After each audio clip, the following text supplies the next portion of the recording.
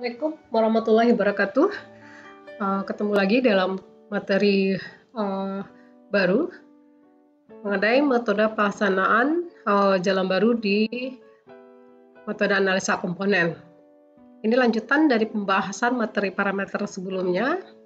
Kalau sebelumnya kita sudah mengenal parameter atau komponen yang ada di metode analisa komponen, yaitu fungsi jalan, lalu lintas, daya dukung tanah dasar, faktor regional, indeks permukaan, koefisien kekuatan relatif, serta batas-batas minimum tebal lapis perkasan.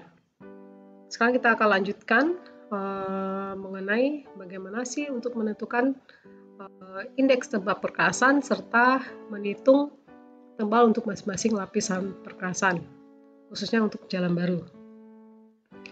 Di analisa komponen perkasan, perhitungan perencanaan ini didasarkan pada kekuatan relatif masing-masing lapisan perkasan jangka panjang. Jadi, makanya apa bahan yang dipakai,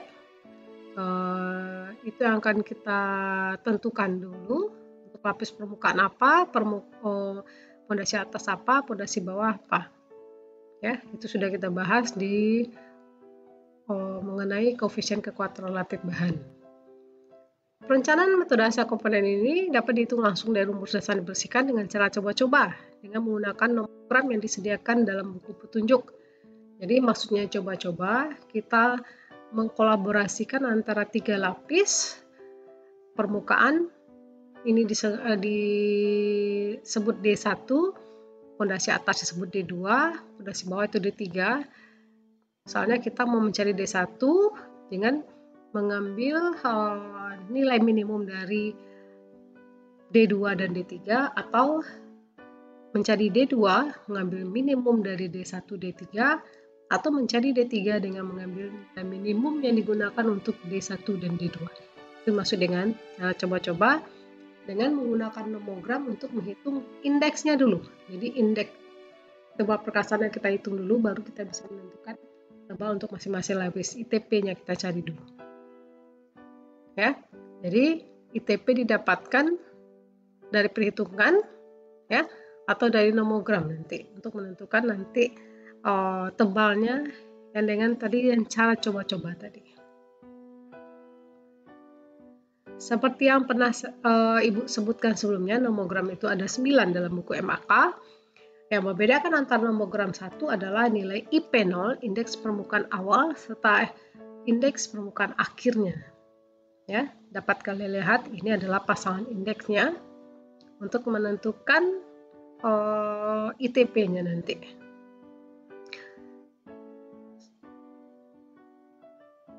Contohnya saja, kalau misalnya kita mengharapkan IP0 itu 4 dengan IPT 2,5, berarti ini memang diharapkan kondisi jalan itu masih bagus dan stabil. Digunakanlah nanti nomogram 1. Selanjutnya akan Ibu contohkan 2 penggunaan nomogram. Ya. Pertama, kalau misalnya kita menggunakan nomogram 1, berarti dia berada pada IP0 besar sama dengan 4 dengan IPT-nya 2,5. Ya. Kita coba mencari ITP, indeks tebal perkasan. Bisa kita punya data daya dukung tanah dasarnya 5, dapat data LER-nya 1000, kita dapat nilai FR-nya 1, ya. Bagaimana mencari nilai indeks tebal perkasan? Jadi ITP di sini kan ada 2. Ini ITP tanpa terkoreksi oleh faktor regional. Ini setelah terkoreksi dengan faktor regional, pengaruh iklim, kendaraan berat, kelandaian, barulah nilai indeks tebal perkasan yang akan kita gunakan untuk menentukan tebal masing-masing lapis. Caranya, nilai DDT itu kita hubungkan ke nilai LER. Jadi 5 kita hubungkan ke 1000 dan garisnya diteruskan ke grafik ITP ini. Ya. Oke, ini adalah indeks permukaan awal dan akhir yang menentukan pemilihan nomogramnya. Saya ulang lagi. Nilai dari DDT dihubungkan ke nilai LER, lalu diteruskan ke nilai ITP. Dapatkan nilai ITP-nya di sini 9,5. Ya. Setelah itu kita koreksi dengan faktor regional. Kebetulan faktor regionalnya 1, harusnya kalau 1 berarti ITP-nya juga 9,5. Ya, dapatkan ITP-nya 9,5 karena faktor koreksinya 1, faktor regionalnya 1, jadi sama. Tapi kalau misalnya faktor regionalnya berbeda, nanti akan terkoreksi di nilai ITP yang akan kita gunakan di perencanaan nantinya. Ini dalam pemilihan nomogram lagi, kalau misalnya kita menggunakan indeks permukaannya yang akhir 2, yang awal 3,9 sampai 3,5, ya, dengan masih soal yang sama, berarti kita akan menggunakan nomogram 4, ya, bukan nomogram 1 lagi. Caranya sama dengan menghubungkan nilai DDT dengan LER. Ini 1000 ya. Ini ketikannya salah, 1000. Didapatkan di sini nilai ITP sebelum terkoreksi dengan faktor regional. Nah, didapatkan di sini nilai ITP-nya adalah 11,5. Kenapa tidak sama dengan cara yang tadi? Ini kadang-kadang karena kita sudah menggunakan nomogram ini adalah dari buku kopian yang sudah bergeser kopiannya, jadi nanti kalian akan mendapatkan nanti mungkin nilai ITP yang agak beragam. Tapi di sini kita menilai nantinya ITP yang kalian dapatkan itu benar-benar dari tarikan garis, ya. Karena nilai nomogram ini saya bukannya meragukan, tapi ya mungkin karena hasil kopian, pelebaran, pembesaran itu bergeser garisnya, makanya didapatkan nilainya itu agak berbeda ya dibandingkan antara satu nomogram, walaupun nomogramnya sama-sama 4 ya, tapi tarikan garisnya itu kadang-kadang berbeda. Yang kami nilai di sini adalah bagaimana cara kalian menarik garis, apakah misalnya dapatkan 11,5 seperti ini. Oke, berarti itu yang akan kita gunakan untuk penentuan tebal masing-masing lapis.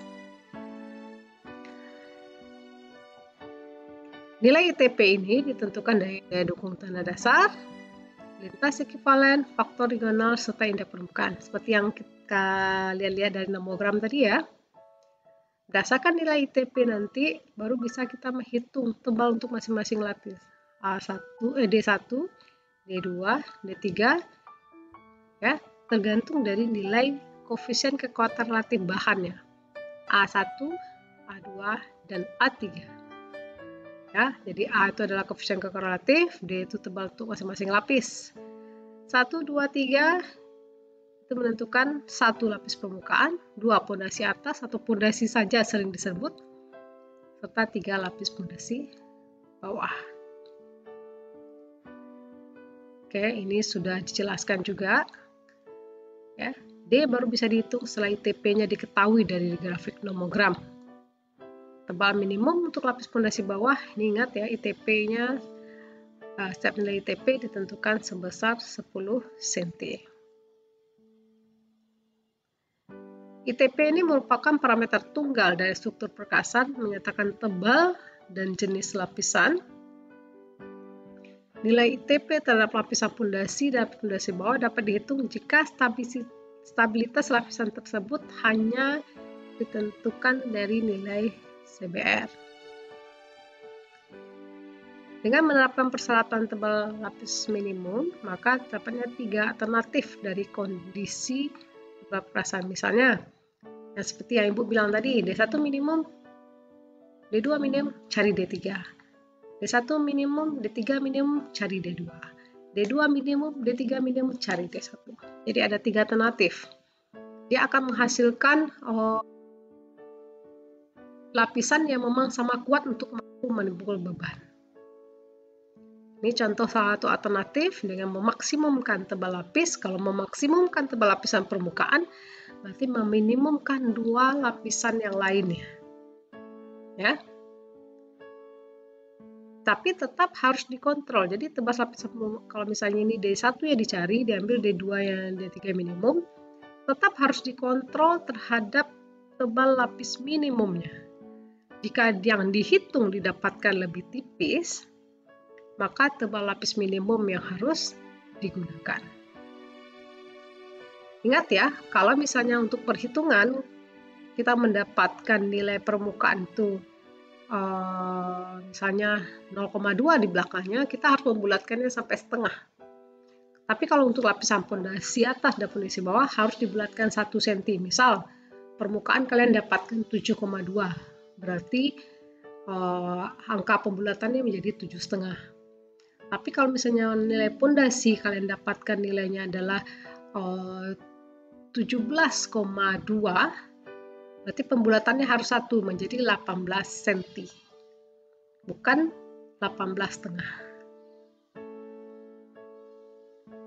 Untuk jalan baru, kalau dilihat dari flowchart MAK ini saya memang sengaja mengulang-ulang parameternya supaya tidak lupa. Kalau untuk jalan baru, kalau dilihat dari seluruh parameter ini, dia memiliki 4 komponen yang harus dia punyai: DDT, faktor regional, LER, indeks permukaan awal dan akhir untuk pemilihan nomogram. Jalan baru, jadi jalan baru itu ada 2, nanti perencanaannya ada bertahap atau tidak. Sekarang kita adalah jalan baru tanpa bertahap, ya. Berarti kita menentukan nilai ITP saja. Tapi untuk menentukan tebal perperasan, kita butuh koefisien kekuatan relatif yang didapatkan dari jenis materialnya apa. Baru kita bisa menentukan tebal dari masing-masing lapis. Bagaimana untuk mendapatkan D1, D2, D3 akan kita bahas pada contoh soal nanti supaya bisa lebih dipahami. Oh, seperti ini mengeluarkan nilai D1, D2, dan D3 dalam bentuk perhitungan. Sekali lagi terima kasih atas perhatian Anda semua. Sampai ketemu di video pembelajaran berikutnya. Assalamualaikum warahmatullahi wabarakatuh.